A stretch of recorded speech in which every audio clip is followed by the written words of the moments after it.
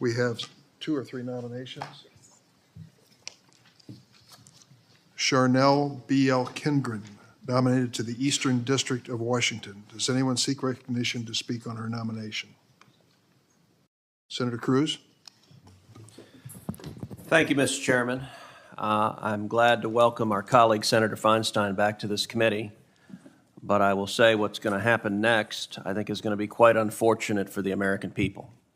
Because what we're about to see this committee do is vote on several nominees who are so extreme, who are so unqualified, that they could not have a prayer of getting even a single Republican vote on this committee.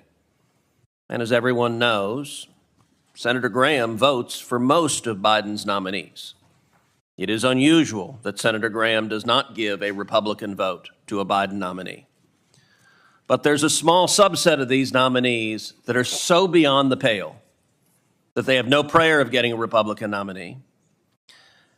And frankly, if my Democrat colleagues valued the responsibility of the Senate's advise and consent,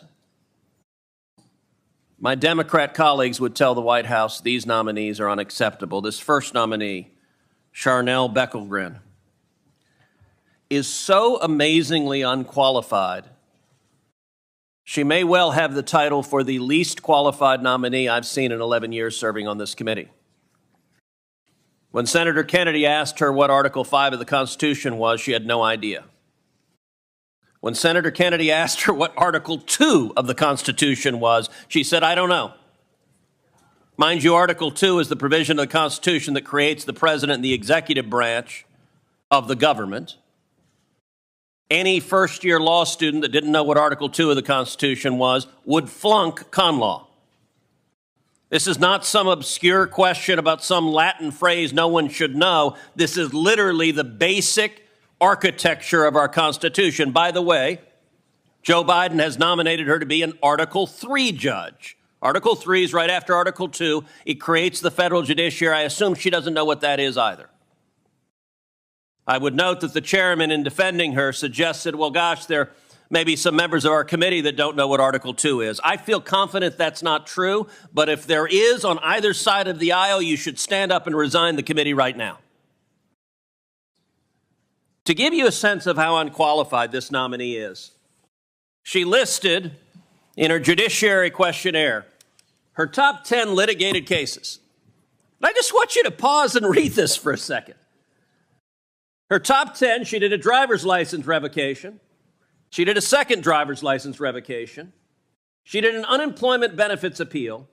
She did another unemployment benefits case. She did another unemployment benefit case. And her sixth case was an unemployment benefits case where on the opposing side was a pro se litigant. In other words, this poor fella didn't have a lawyer. And you know what? The pro se litigant beat her. She lost to a pro se litigant. What's her seventh most consequential case? I'm sorry, there isn't one. There's not an eighth, there's not a ninth, there's not a 10th. She's argued over a couple of driver's licenses, and the Biden White House says you should be a federal judge, an Article 3 judge, not that you have any idea what in the hell that is. In this administration, if you are a left-wing radical, it doesn't matter if you're competent. In Washington state, is there not a single competent lawyer who is competent to be a judge? And by the way, for all the Democrats, since Joe Biden has become president, every one of you has rubber-stamped every single nominee. Is there not a one of you that is willing to say enough is enough? When Donald Trump was president on the Republican side, we confirmed some fantastic judges, but there were several we sent back that we said, no, you missed it on this one. There's not even one Democrat willing to say enough is enough. And by the way, she's not the only one. Another one being considered, a nominee, Cato Cruz. Thankfully not spelled C-R-U-Z, spelled C-R-E-W-S. When asked about Brady versus Maryland, one of the foundational criminal law classes, again, first-year criminal law, you learn about Brady. She said, I'm sorry, I don't know what Brady is. That'll be a problem if she's ever presiding over a criminal case. There are a number of members of this committee who have tried criminal cases. Do you know what Brady is? Of course you do. Because if you're remotely competent, you know what it is, not this judge. Look, sadly, the standard for nominees now seems to be licensed attorneys in Washington. Have you ever handled a criminal case? You ever tried a jury trial? Have you ever stepped foot in federal court? Well, then please contact Senate Democrats, because you too can be a federal judge. I want to end with one more nominee that we're getting ready to ram through on party line votes. That is Judge Marian Gaston, nominated for a seat in San Diego. Judge Gaston, look, we've seen some radicals. We had a nominee earlier that this committee rubber stamped who said he woke up every morning motivated by his hatred for conservatives. Senate Democrats says, sounds like a judge to me. But let's see just how moonbat crazy we're willing to put on the bench. Here's a quote from Judge Gaston. Children are not safer because registered sex offenders are prohibited from residing near schools, parks, daycare centers, and other places where children tend to gather. And in fact, Judge Gaston continued, let's go to the next one. Judge Gaston continued, the conclusions and recommendations are that, difficult as it might be, so at least Judge Gaston recognizes this is pretty wingnut, the conclusion, laws that regulate where sex offenders may not live should be repealed or substantially modified in the interest of public safety. So I want you to understand the Joe Biden White House is saying a radical who wants sex offenders, who wants pedophiles to be able to live next door to daycares. That's who should be a federal judge.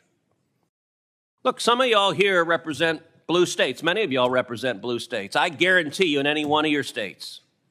You go to Vermont, ask the people of Vermont, hey, what do you think about having a pedophile live next door to an elementary school, to a kindergarten, to a daycare? They'd look at you and say, are you out of your mind? That's who the Biden White House has given you. Now, I genuinely don't understand why Senate Democrats on this committee don't have enough respect for the constitutional role of the Senate to exercise some check and balance on the White House. I don't think they'll make you hand in your card-carrying Democrat cards to say, gosh darn it, we ought to have a judge who knows what the heck he's doing. John Kennedy has left bloody carcasses in this hearing from Trump nominees who didn't have sufficient experience to do the job.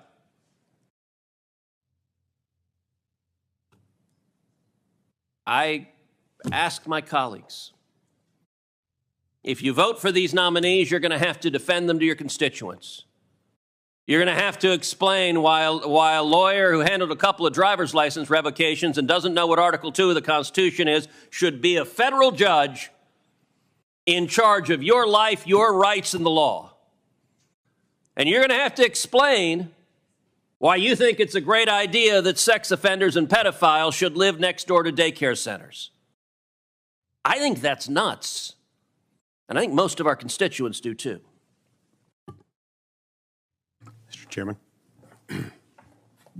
Senator Lee. Conservative groups as, quote, hate groups. And the SPLC's history is so egregious that it prompted a violent hate crime. In 2010, the SPLC designated the Family Research Council as a hate group, and 2 years later, a man targeted the Family Research Council using the SPLC's hate map and came in and shot and critically wounded the council's business manager and attempted to murder several council members before being heroically stopped by the building's security guard. The SPLC in 2019 authored an article that accused Republicans, including 3 members of this committee, of holding, quote, open white supremacist views. Mr. Chairman, that's ridiculous.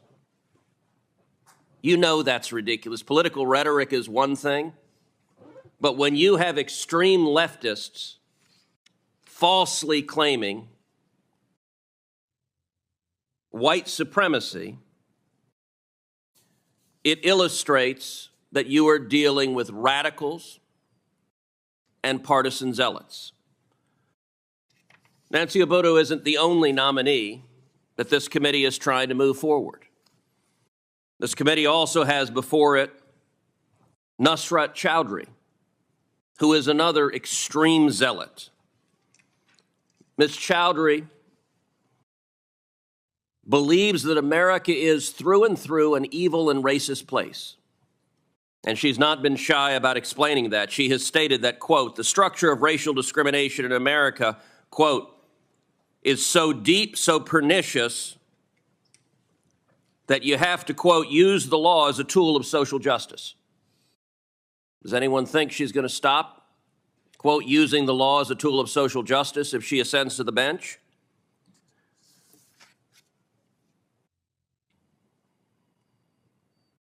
The most concerning thing Ms. Chowdhury said is she participated in a panel at my alma mater, Princeton University. The panel was entitled How Activism Informs Policy.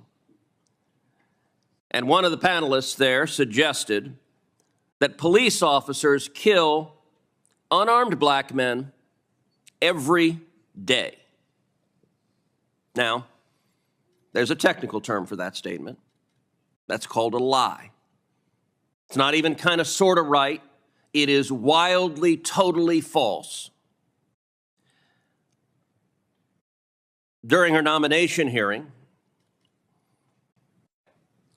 she was asked about a tweet that came from that event which said that she had agreed with the statement that police officers kill unarmed black men every single day. At first, she claimed she couldn't remember making the statement. Then later in the same hearing, she claimed she did make the statement, but she did so, quote, as an advocate. She said so 3 separate times. Well, I just, did it as an advocate. Now, most of the members of this committee have practiced law. The last I checked, as an advocate, you have an obligation not to lie. And that is a brazen lie that is dangerous. Now, subsequently, she sent a follow-up letter after her hearing saying, oh, never mind, I didn't say it. The thing that she had justified as, oh, I said it as an advocate. Afterwards, she sent a letter and said, no, actually, I didn't say it. Republicans on this committee asked for a follow-up hearing to ask about her miraculous new memory post-hearing that she didn't say such a harmful thing to police officers across the country. Sadly, the chairman wouldn't give us a new hearing. Another of the judges being considered today, Kenley Kia Cato. At her hearing, I asked her a very simple question. Is racial discrimination wrong? She was utterly unable to answer it. Today's Democrat Party embraces racial discrimination, believes that discriminating based on race, the reason, Mr. Chairman, and you are smirking, but the reason she couldn't answer it is because in law school, she had written an article advocating racial discrimination against Asian Americans. Now, Ms. Cato is Asian American. And she said, and I'm paraphrasing here, I don't have the article in front of me, but she essentially said that Asian Americans who didn't support explicit racial discrimination against Asian Americans weren't sufficiently woke. They weren't sufficiently enlightened. Now, I think that's a noxious position. But that's, of course, why she couldn't answer that racial discrimination was wrong, because she is an advocate for racial discrimination. Another one of the nominees being considered this morning is Dale Ho. Dale Ho is a self-described, quote, wild-eyed sort of leftist. Now, let me be clear. That's not my terminology. That's how he describes himself. He says, I am a, quote, wild-eyed sort of leftist. He wrote about how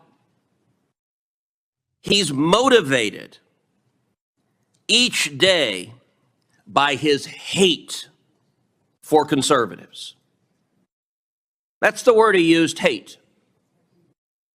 Now, I want you to pause for a second and imagine. I'm going to ask the Democrat members of this committee to do something, which is imagine you're in somebody else's shoes. Engage in empathy.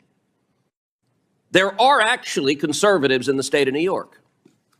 Now, the Democrat governor of New York said to Republicans in New York, "You're not New Yorkers. Get the hell out. Go to Florida where you belong."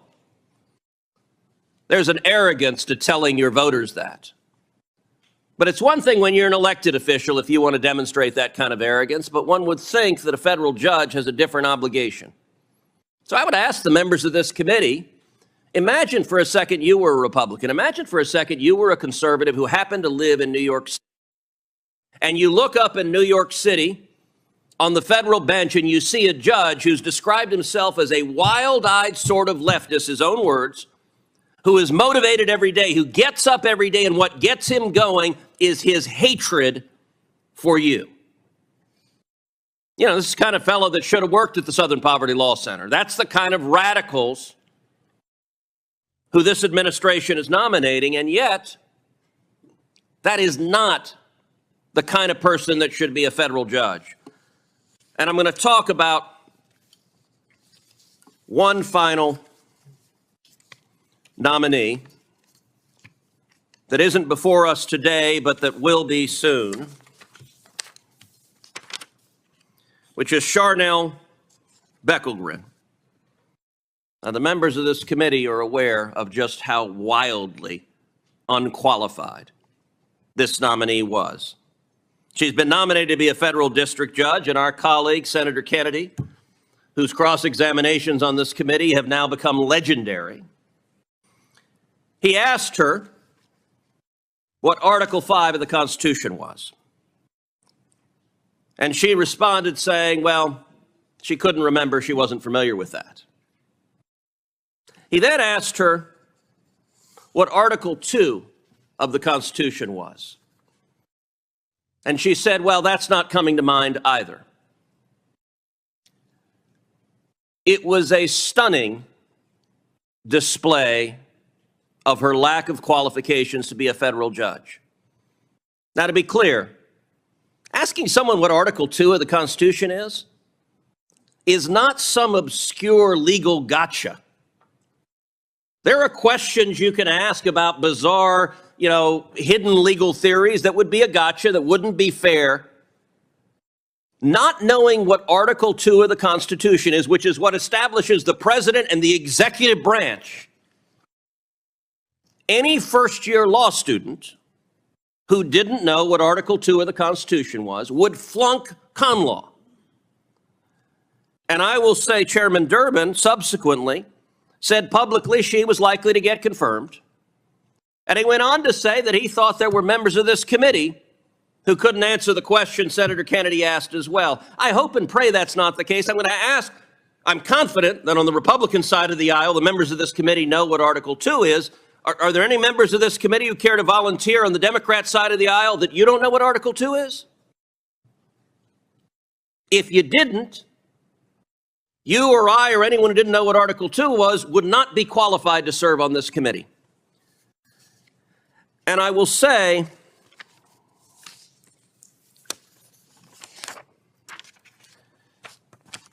I want to encourage the Democrats on the committee to follow Chairman Durbin's lead.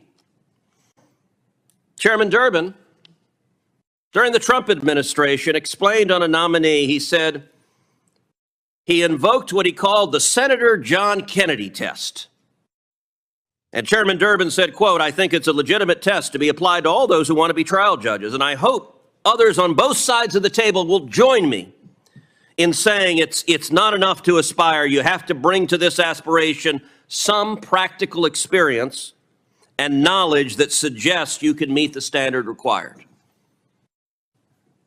And I just want to close by this,